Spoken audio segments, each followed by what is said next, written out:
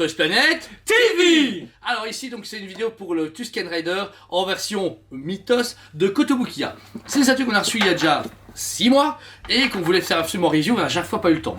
Il a voulu. Moi personnellement j'en ai rien à faire. Ah, Tusken Raider, les hommes des sables. Non, ils sont cool, mais personnellement c'est un design qui est super classe et que moi j'aurais bossé En sideshow. en sideshow Mythos. Voilà. Mais en tout cas c'est Kotobukiya encore une fois qui s'est démarqué comme à chaque fois et qu'on montre au détail de suite. Boum, le voici du coup en détail. Tusken Raider par Kotobukiya dans leur gamme justement un 7ème.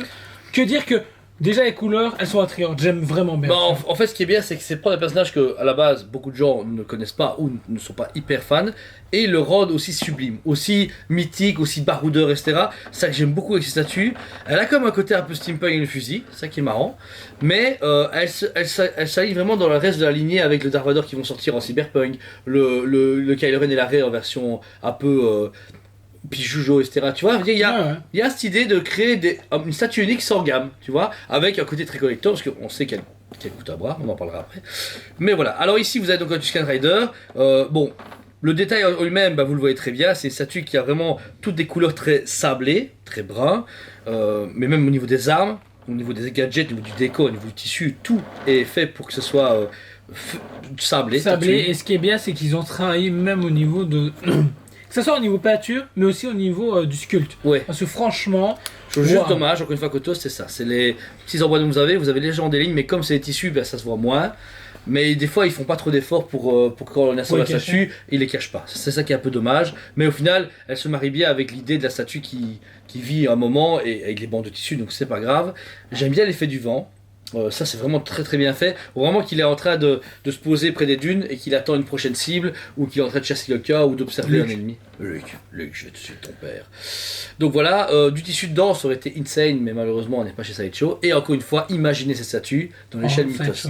Ça aurait été énorme. Vraiment, un de mes rêves. Parce qu'ils avaient fait Guerre Moréa qui était énorme. Et là, voir comme ça en version Sideshow, ça aurait été vraiment terrible et ça peut peut-être inspirer Sideshow pour plus tard. On notera aussi au sol quelques crânes qui rendent la statue un peu plus badass et plus ténébreuse. Mais c'est pas là, on s'en fout. Hein. Ouais, ça se voit pas. Ce qu'on voit vraiment, c'est le Tusken Raider. On le voit. Dans ces couleurs justement plus foncées et tout, et ça apporte énormément de choses parce qu'on a l'impression que ce personnage-là a encore plus de vie que les autres. C'est ça. Et ce qui manque juste, c'est une capuche qu'on peut mettre dessus, tu vois. Ouais, t'aurais voulu du tissu. Non, deux têtes, par exemple, qu'on puisse enlever ici, tu vois, le haut des tissus. Mais c'est dans la version Early Pre-Order. Early Pre-Order, c'est ça. Et ça serait peut-être bien d'avoir vraiment le côté cagoulé, pour vraiment faire encore plus rôdeur, et un Jawa mort au sol. Ça serait énorme. Et je te tue. Donc voilà. Mais sinon, vous pouvez remarquer que la statue a vraiment une aura unique, et que Kotobukiya, malgré augmentation de prix, changement de gamme bizarre, etc., arrive encore à surprendre les collectionneurs dans tous les domaines. Vous l'avez vu en détail, ce Tusken Raider par Kotobukiya. Attends, il tue à fond. Je suis désolé. Alors, le seul truc qui tue, c'est surtout le prix. Voilà, parce que la statue est géniale. Mon budget pour cette statue, pour moi... Attends. À vous, je vous laisse 2 minutes.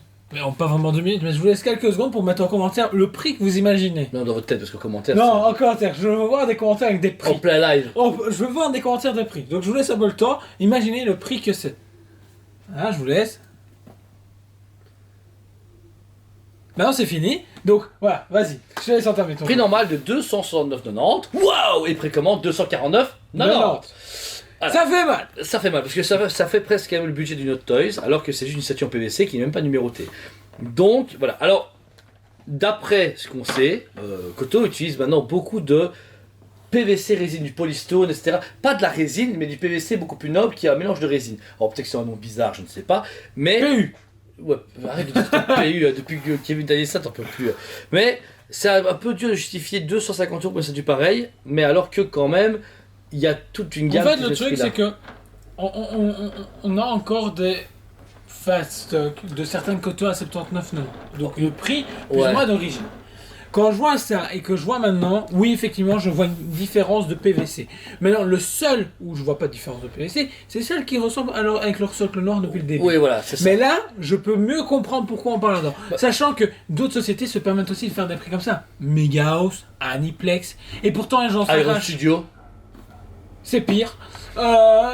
Donc, oui, c'est un prix, mais en même temps, Le design est là, Ouais. c'est innovant, ça change, on voit pas de Toscan Rider partout chez tout le monde. Personne. On attend toujours une toy qui sortira un jour. Et ouais, On ne sait jamais. C'est vrai, je commence à plus. J'essaie de m'oublier. Et voilà, elle est cool, elle se casse dans chaque collection. Et personnellement, Ouais. je lui mets la bonne note quand même de 9,5 sur 10. Parce que c'est original. Le prix me choque pas, j'achète du POP One Piece. Ouais. Pourquoi je serais choqué? Bah, moi, je suis moins d'accord. Franchement, moi, je lui donne un 8 sur 10. Alors, sans le prix, elle avait un Je sais, 9,5. t'achètes pas POP One Piece. Non. Mais t'en achèterais, tu Je comprendrais. suis désolé, j'ai connu Koto depuis le tout début, tout comme Thomas chez dans le comics. On a acheté des statues pareilles. Moi, j'ai acheté un Kylo Ren qui faisait énorme et qui a un light up et de la neige, etc. à 160 €. 100 balles de plus pour ça. Alors que, tu sais- Koto, j'ai essayé de vous aider. non, vraiment. Et la fois, mon plan. Après, elle est magnifique et en plus, je l'ai acheté. Alors, je sais, N'oubliez pas mon numéro de compte. mais il faut quand même réaliste. Il y a un moment, il faut quand même se dire, les choses ont un prix. C'est comme une Prime One maintenant. Tu te dis, ouais, mais non, c'est pas 1500, c'est 4500. Tu vas faire, ben non, je peux l'acheter. Et ben, c'est pareil. Ah, on a eu le coup avec Joker. On en parlait, pourquoi bricole du Ouais, Joker. mais Et on s'est ici, dit, justement- quelle augmentation de prix, est-ce qu'on doit suivre ou pas? Ouais, mais justement, il y a un moment aussi où il y a. Je pense que c'est le sujet d'une future vidéo. C'est oui, mais je dis, à un moment où tu te dis, pour du PVC, il s'agit que fait cette taille-là, tu payes 250 €. 250 €, c'est des courses pour un mois et demi. Hein.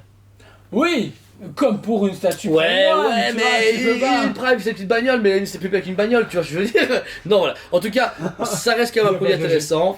Pour Star Wars, la licence Kotobuki a une licence Star Wars qui est de plus en plus étoffée et qui est intéressante. Les prochaines précos, qui, moi, un gros coup de cœur, c'est Ahsoka et Captain Rex en format justement à 7ème. Oui. Et justement, qui sont à moins de 200 €.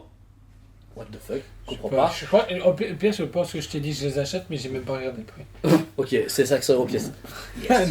Non. Donc voilà, Non. moi franchement, la cote est de 8 sur 10 parce que c'est vraiment à cause du prix, sinon elle aurait un 9,5 comme top, parce que j'ai trop d'expérience à côté Wookiee. Si ça vous plaît, il nous reste quelques exemplaires au magasin et sur toyspet.be, le site qui reprend toute notre activité. Merci à tous de nous soutenir, franchement c'est une communauté qui est de dingue.